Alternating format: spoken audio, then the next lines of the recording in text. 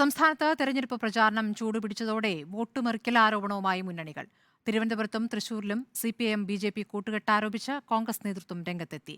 യുഡിഎഫിനുള്ള SDPI പിന്തുണയ്ക്ക് പിന്നിൽ ഡീലുണ്ടെന്ന് മുഖ്യമന്ത്രി പിണറായി വിജയനും ആരോപിച്ചു.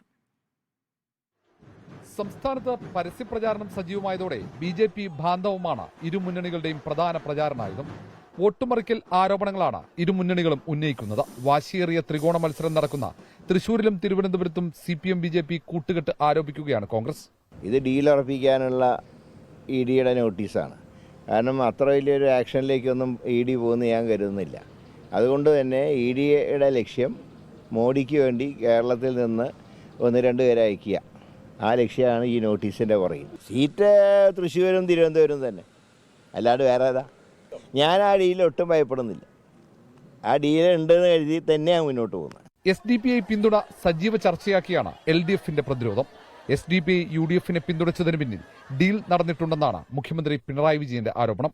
എസ്ഡിപിഐയെ സാധാരണഗതിയിൽ അംഗീകരിക്കാത്ത സമീപനം സ്വീകരിക്കാറുണ്ട്.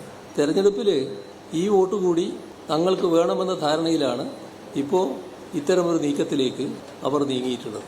പിന്തുണ നൽകാൻ തയ്യാറാകുന്ന ഇവരെല്ലാവരുടെയും പിന്തുണ തങ്ങൾക്കിരിക്കട്ടെ എന്നതാണ്. ആ ഒരു അവസരവാദ നിലപാടാണ് ഇവിടെ UDF സ്വീകരിക്കുന്നത്. ഒളിഞ്ഞും തെളിഞ്ഞും കോൺഗ്രസ് ബിജെപിയുടെ പിന്തുണ തേടിയിട്ടുണ്ടെന്ന ആരോപണവും ഇടതു ക്യാമ്പ് ഉയർത്തുന്നുണ്ട്. പതിവ് പോലെ ഈ തവണയും വടകര ബേപ്പൂർ മോഡൽ കോലീബി സഖ്യവും ചർച്ചയാക്കാനാണ് ഇടതുമുന്നണിയുടെ ശ്രമം.